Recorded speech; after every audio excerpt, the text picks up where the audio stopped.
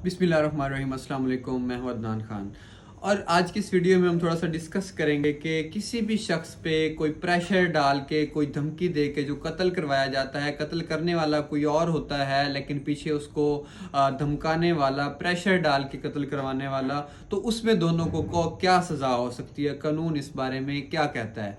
First of all अगर हम देखें सेक्शन 299 ऑफ पीपीसी, तो उसके आगे फर्दर जी और एच में बताया गया है इकराए ताम और इकराए नाकिस। वो क्या होता है?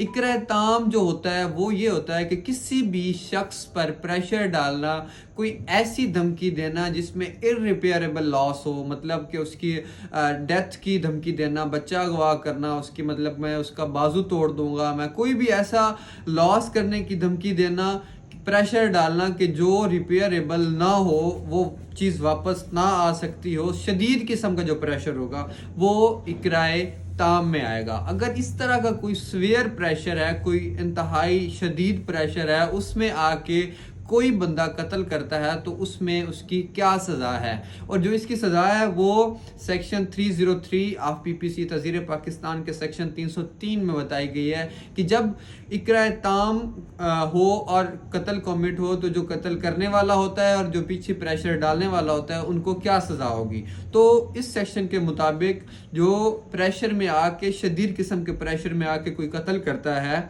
तो उसको जो सज़ा होगी वो लाइफ इम्प्रिजनमेंट हो सकती है, या मिनिमम 10 साल मैक्सिमम 25 ईयर हो सकती है। तो और जो कत्ल पीछे जो बंदा प्रेशर डालने वाला है, शदीद किस्म की धमकी देने वाला है, उसको सज़ा हो सकती है जैसे कि कत्ल की सज़ा होती है, सज़ाए मौत है या लाइफ इम्प्रिजनमेंट है। लेकिन जिस पे शदीद किस्म का प्रेशर डाला गया है उसके लिए कानून कुछ एक्सेप्शंस, कुछ रियायत उसमें करता है। और दूसरी चीज़ हम देखें तो इसमें आ जाता है इकरा नाकिस। इकरा नाकिस क्या होता है? इकरा नाकिस होता है कि धमकी तो देना, प्रेशर तो डालना, लेकिन वो शदीद किस्म का ना हो, उसमें रिपेयरेबल लॉस कंसीडर किया गया हो। मतलब कहता है कि जी मैं तुम्हारे पैसे उठा लूँगा, या मैं तुम्हारे पैसे नहीं दूंगा, मैं तुम्हारा बिजनेस तबाह कर दूंगा।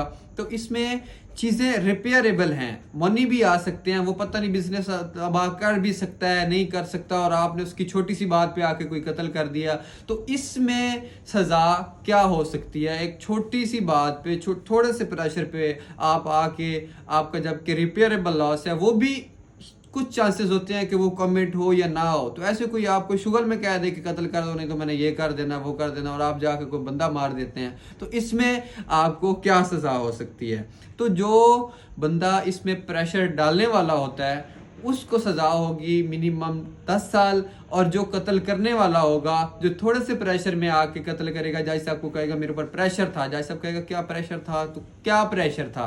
तो उसने कहा मेरा बिजनेस तबाह, वो उसने मुझे धमकी दी थी कत्ल कर दो, नहीं तो मैंने ये कर देना है, वो कर देना है। तो जज साहब कहेंगे कि बिजनेस अभी तबाह हुआ तो नहीं है, वो तो दोबारा भी बिल्ड हो सकता है, लेकिन आपने एक इंसान की जान ली है, वो तो नहीं वापस आ सकता। इस तरह फिर उसको पूरी जो एक सज़ा होती है कत्ल की, उसको वो सज़ा मिलेगी। सज़ाए मौत भी हो सकती है, लाइफ इम्प्रिजनमेंट भी हो सकती है। तो सारे मामलात देख के इस तरह इकराए ताम और इकराए नाकिस में सज़ा इस तरह है कत्ल करने वाले की, और जो पीछे उसको प्रेशर डाल रहा है वो किस किस्म का प्रेशर है, वो चीज़ उस पर डिपेंड करके जज साहब इसमें डिसाइड करते हैं कि इसको दोनों को कितनी सज़ा हो सकती है।